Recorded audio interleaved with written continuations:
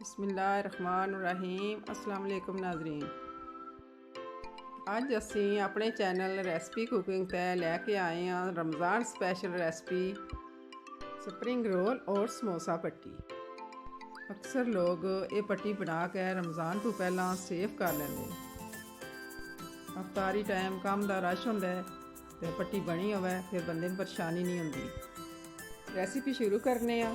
ਇੱਕ ਬੜਾ ਕੱਪ ਅਸਾਂ ਲੈ ਲਿਆ ਮੈਦੇ ਦਾ, ਉਹਦੇ ਵਿੱਚ ਛੋਟੀ ਚਮਚ ਨਮਕ ਦਾ ਸ਼ਾਮਲ ਕਰ ਲਿਆ। ਉਸ ਤੋਂ ਬਾਅਦ ਇੱਕ ਛੋਟੀ ਚਮਚ ਅਜਵਾਇਨ ਸ਼ਾਮਲ ਕਰ ਲਿਆ। ਇਸ ਤੋਂ ਬਾਅਦ 3 ਚਮਚ ਤੇਲ ਸ਼ਾਮਲ ਕਰ ਲੈਣਾ ਹੈ। ਤੇਲ ਸ਼ਾਮਲ ਕਰਕੇ ਇਹਨੂੰ ਅੱਛੀ ਤਰ੍ਹਾਂ ਮਿਕਸ ਕਰ ਲੈਣਾ ਹੈ। ਤੇਲ ਨਾਲ ਜਿਹੜੀ ਹੈ ਪੱਟੀ ਖਸਤਾ ਬਣਦੀ ਹੈ ਤੇ ਨਰਮ ਹੁੰਦੀ ਹੈ। ਤੇਲ ਮੈਦਾ ਔਰ ਅਜਵਾਇਨ ਵਗੈਰਾ ਅੱਛੀ ਤਰ੍ਹਾਂ ਮਿਕਸ ਕਰ ਲੈਣਾ ਹੈ। ਹੱਥ ਦੀਆਂ ਉਂਗਲੀਆਂ ਨਾਲ ਅੱਛੀ ਤਰ੍ਹਾਂ ਮਿਕਸ ਕਰਨਾ ਹੈ। ਫਿਰ ਮੁੱਠੀ ਬਣਾ ਕੇ ਇਹਨੂੰ ਦੇਖਣਾ ਹੈ ਕਿ ਆਟਾ ਇਕੱਠਾ ਹੋ ਜਾਂਦਾ ਹੈ। ਬਿਲਕੁਲ ਆਟਾ ਠੀਕ ਹੈ। ਹੁਣ 1 ਕੱਪ ਨੀਮ ਗਰਮ ਪਾਣੀ ਦਾ ਲੈ ਲੈਣਾ ਹੈ ਤੇ ਉਹਦੇ ਨਾਲ ਥੋੜਾ ਥੋੜਾ ਪਾਣੀ ਸ਼ਾਮਿਲ ਕਰਕੇ ਆਟੇ ਨੂੰ ਅੱਛੀ ਤਰ੍ਹਾਂ ਗੁੰਨ ਲੈਣਾ ਹੈ। 5 ਤੋਂ 7 ਮਿੰਟ ਤੱਕ ਆਟੇ ਨੂੰ ਅੱਛੀ ਤਰ੍ਹਾਂ ਗੁੰਨ ਲੈਣਾ ਹੈ ਤਾਂ ਕਿ ਆਟਾ ਆਪਣੀ ਜਗ੍ਹਾ ਤੇ ਆ ਜਾਵੇ।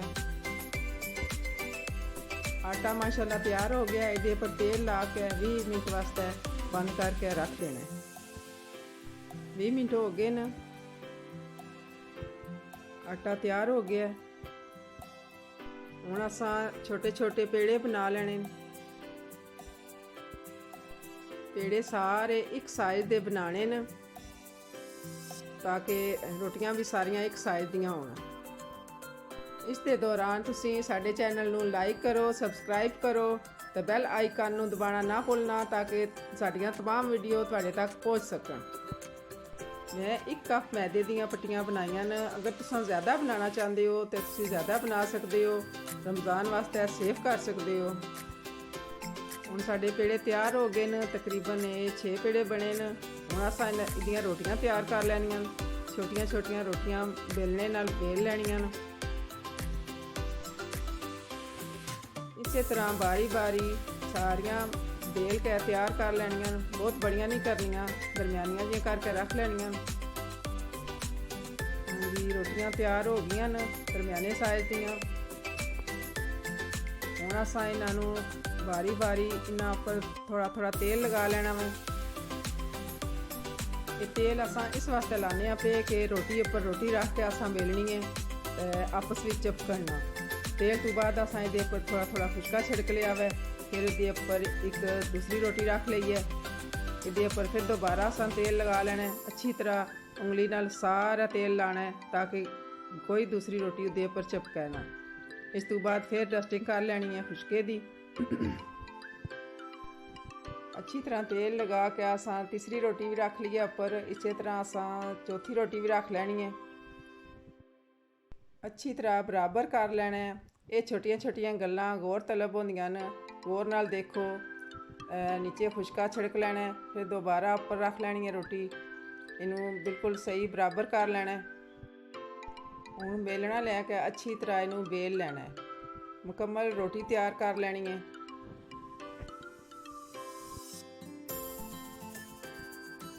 रोटी माशाल्लाह तैयार हो गई है, बारीक हो गई है बिल्कुल। हुण असां पैन चुल्हे पर रख लिया ते रोटी नूं सेक लेना।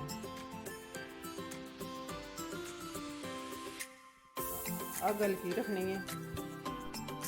एक साइड तो रोटी तैयार हो गई है। हुण दूसरी साइड तो पलट ली है रोटी। इन्हूं थोड़ा जिहा सेक लेना है। अग बिल्कुल आस्ता रखनी है तो ज़्यादा सेक नहीं लवाना। बस रोटी साडी तैयार हो गई है।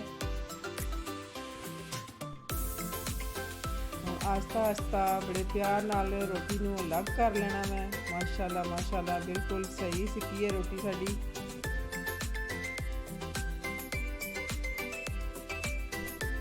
आस्ता आस्ता सारियां रोटियां अलग अलग कर लैनियां।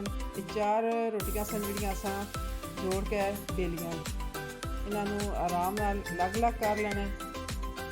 थोड़ा जिहा पानी लैके चम्मच डेढ़ विच मैदा पा के ते लई जी बना लेनी है। हुण समोसा पट्टी कट लेनी है। ਰੋਟੀ ਦੋਹਰੀ ਕਰਕੇ ਹੁਣ ਇਸ ਤਰ੍ਹਾਂ ਤੁਸੀਂ ਬਣਾ ਲੈਣਾ ਹੈ, ਬੜੇ ਗੌਰ ਨਾਲ ਦੇਖਣਾ ਹੈ। ਇਹ ਸਮੋਸਾ ਪਕੜ ਤਿਆਰ ਹੋ ਗਈ ਹੈ। ਹੁਣ ਤੁਸੀਂ ਇਹਦੇ ਵਿੱਚ ਮਸਾਲਾ ਸ਼ਾਲਾ ਪਾ ਕੇ ਤਿਆਰ ਕਰ ਸਕਦੇ ਹੋ। ਅਸਾਂ ਬਿਲਕੁਲ ਅਜੇ ਖਾਲੀ ਪੱਟੀਆਂ ਬਣਾ ਕੇ ਤਿਆਰ ਕਰਨੀਆਂ।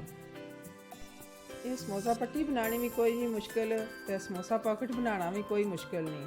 ਤੁਸੀਂ ਦੇਖ ਸਕਦੇ ਹੋ ਕਿਤਨੀ ਆਸਾਨੀ ਨਾਲ ਬਣ ਰਹੇ ਨੇ। ਇਸੇ ਤਰ੍ਹਾਂ ਤੁਸੀਂ ਬਾਰੀ ਸਾਰੇ ਸਮੋਸੇ ਤਿਆਰ ਕਰ ਲੈਣੇ। ਇਸ ਤਰ੍ਹਾਂ ਵਿੱਚ ਮਸਾਲਾ ਵਗੈਰਾ ਪਾਕਟ ਵਿੱਚ ਪੈ ਜਾਸੀ, ਫਿਰ ਇਸ ਤਰ੍ਹਾਂ ਬੰਦ ਕਰ ਲੈਣਾ ਲਈ ਲਾ ਕੇ। ਇਹ ਸਪਰਿੰਗ ਰੋਲ ਦੀ ਪੱਟੀ ਹੈ, ਇਹਦੇ ਦਰਮਿਆਨ ਵਿੱਚ ਮਸਾਲਾ ਰੱਖ ਕੇ ਇਸ ਨੂੰ ਵੀ ਤਿਆਰ ਕਰ ਲੈਣਾ ਹੈ। ਅੱਗੇ ਲਈ ਲਾ ਕੇ ਇਸ ਨੂੰ ਬੰਦ ਕਰ ਦੇਣਾ। ਇਹ ਬਿਲਕੁਲ ਆਸਾਨ ਹੈ। ਤੁਸੀਂ ਇਸ ਰੈਸਪੀ ਨੂੰ ਫਾਲੋ ਕਰੋ, ਸਾਡੇ ਚੈਨਲ ਨੂੰ ਲਾਈਕ ਕਰੋ, ਸਬਸਕ੍ਰਾਈਬ ਕਰੋ। ਮਿਲਨੇ ਆ ਅਗਲੀ ਵੀਡੀਓ 'ਚ ਇੰਸ਼ਾਅੱਲਾ। ਅੱਲਾ ਹਾਫਿਜ਼।